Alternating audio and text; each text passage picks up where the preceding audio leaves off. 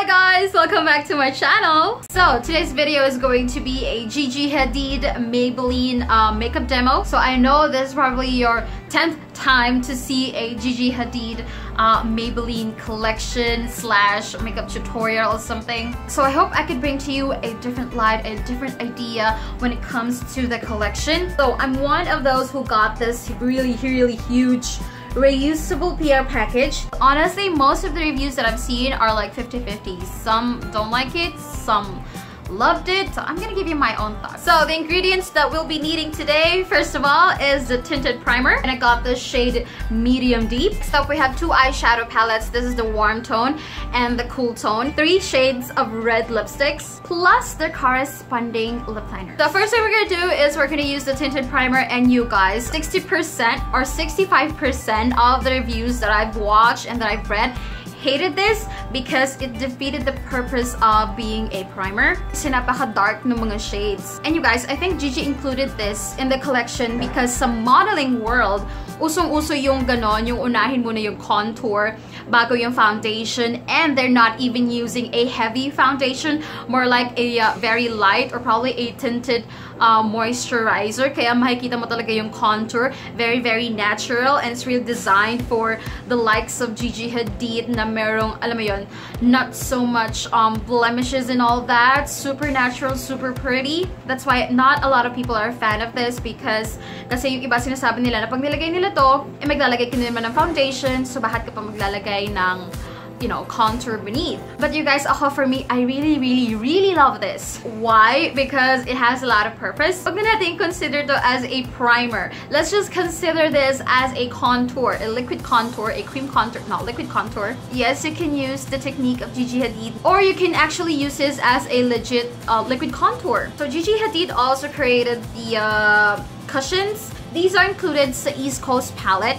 but since andito naman tayo sa Gigi Hadid Collection, gagamitin ko na rin siya sa Westcoast. Huwag na tayo lumayo, guys. So merong natural, I think ito yung closest to the Filipino skin tone, and merong fair. If you're really light and fair, bagay sa ito, and if you have like Korean type skin, yeah. But for my skin tone, effective sa akin yung natural. As you can see, I've used it already. And honestly, you guys, I'm not a cushion person.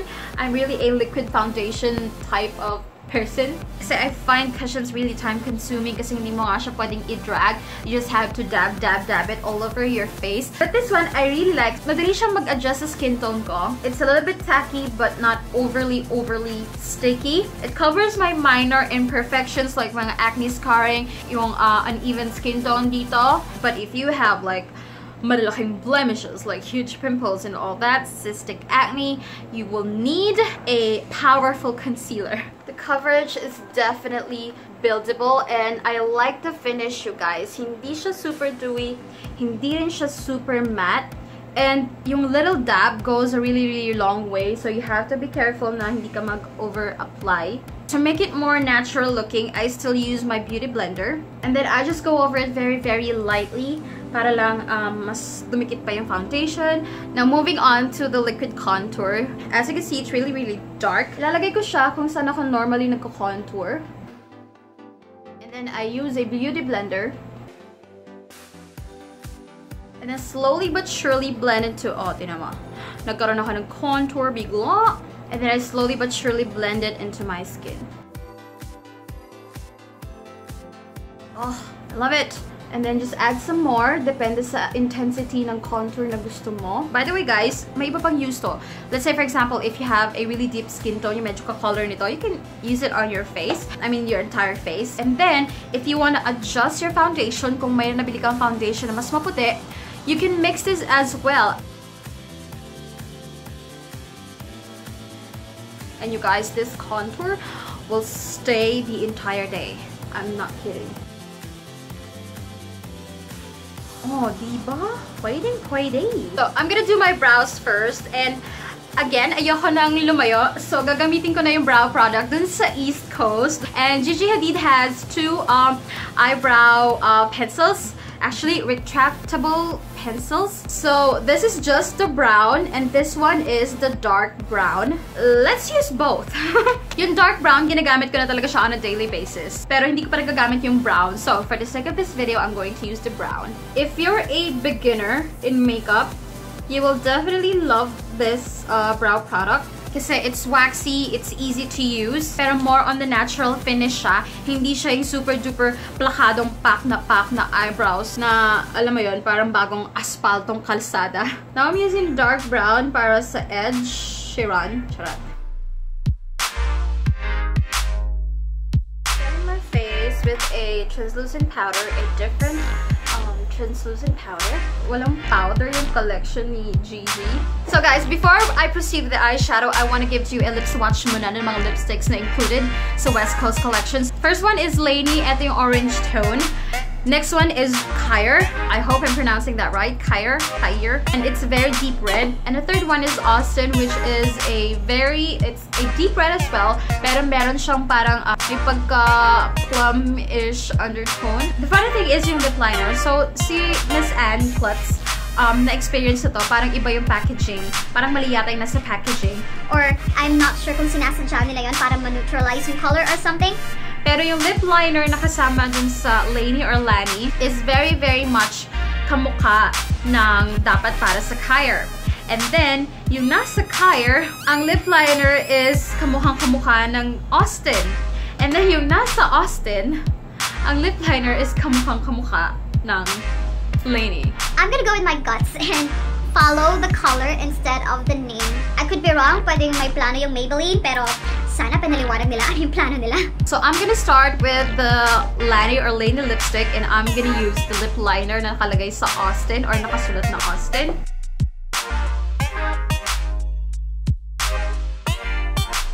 Alright guys, so this is what Lani looks like, and it's a very, very bright orangey-ish red. And here's the thing guys, yung formula niya, I like it, it's okay, but it's not something na magiging part ng favorite ko. Kasi iba siya doon sa creamy mattes, iba siya doon sa powder mattes, and definitely iba siya sa loaded bolds. And I think if you're gonna buy the lipstick, you should buy the lip liner. Kasi kung lipstick lang ang bibilhin mo, it's not gonna last for a super long time. Pag kumain ka, matatanggal siya. Yung inner corners and some parts, lalo na pag oily yung kinain mo. But the lip liner, guys, for some reason, it's kiss-proof. It's water-ish proof. As in, hindi siya nagmo-move. And I had to use like a makeup remover para matanggal yung swatch. Kaya kanina, naglagay ako ng lip liner, hindi lang sa edge, but my entire lips. Kasi makakatulong siya para maging long-lasting yung lipstick. So if you're gonna buy the lipstick, buy the lip liner as well.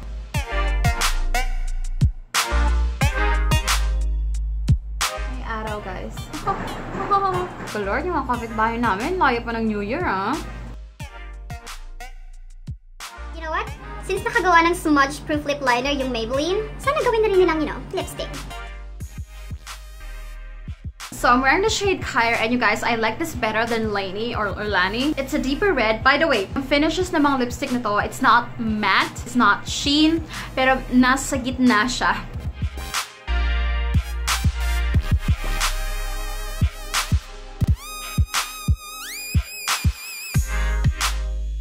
Alright guys, so I'm wearing the shade Austyn. Out of all three lipsticks, ito yung favorite ko. This is like the deepest color. Para siyang ruby red. Kung meron akong i-recommend sa inyo, itong color na to, yung Austyn.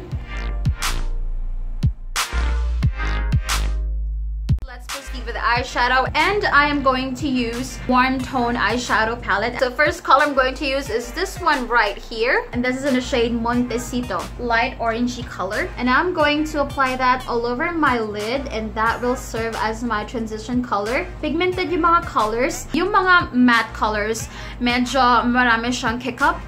And yung ma-fall out siya, ma-powdery siya. But you know, I don't really mind it that much as long as nagko-color naman siya.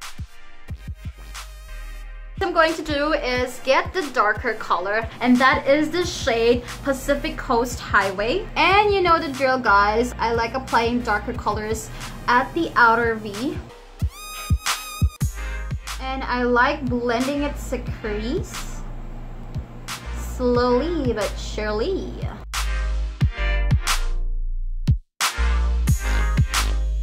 I'm going to take a smaller eyeshadow blending brush. Kukunin ko ulit yung Pacific Coast Highway. And then, maglalagay ako dito sa inner corners.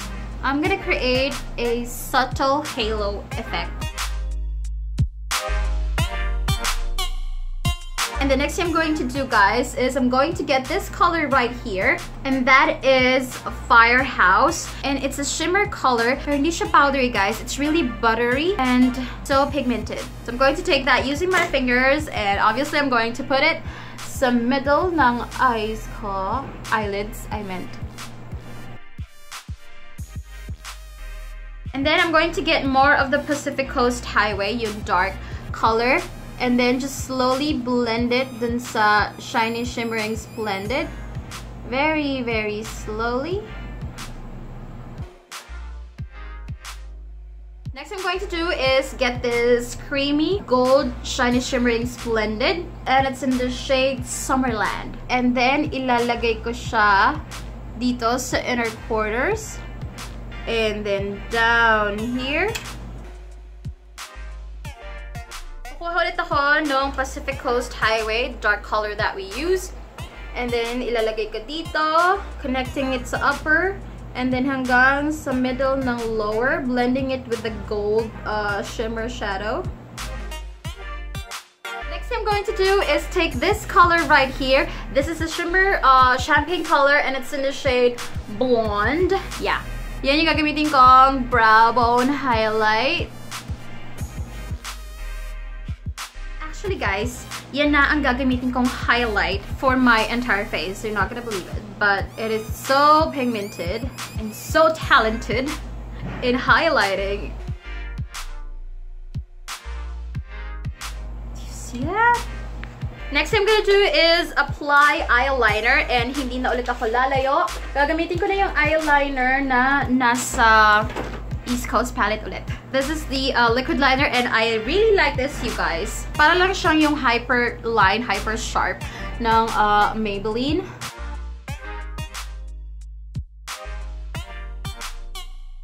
Meron pa isa pang type ng eyeliner. It's also a retractable gel liner, if I'm not mistaken. Pero wala ako noon. I tried to buy it, pero out of stock. As well as yung liquid strobe, I tried to purchase it. Siguro sa tatlong mall na yung pinuntahan ko, again, it is out of stock. I mean, what? Really? Honestly, guys, for this look, gusto kong kunin yung lipstick sa Eastcoast palette, yung Erin. But I've been getting products from the East Coast, so unfair naman sa West Coast. So I'm going to stick with Austyn from the Westcoast palette. I'm sorry, sinisipon na me.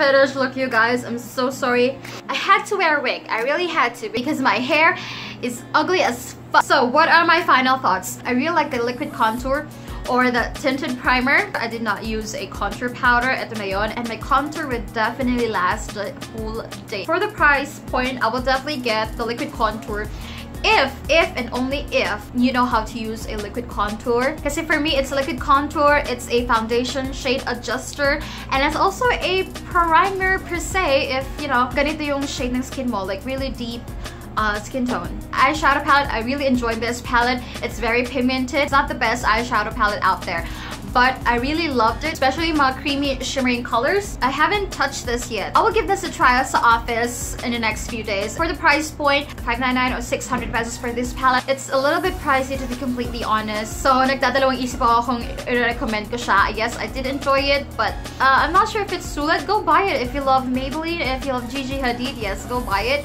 Pero you know, if you're not really a fan of Gigi Hadid, you just like Maybelline, and you're on a budget, I don't think I would recommend you to get this. The lipstick naman, honestly, I like them, but the formula, it's not my favorite. So I would probably just recommend go buy the Austyn because it's the deepest color, and you don't really need the Lani because, you know, it's just typical orangey red. It's not even matte, so I like the Austyn. So yung mga products na i-review ko because the rest are like for the East Coast video. Thank you so much for watching, you guys, and I will see you in my next video. Bye bye!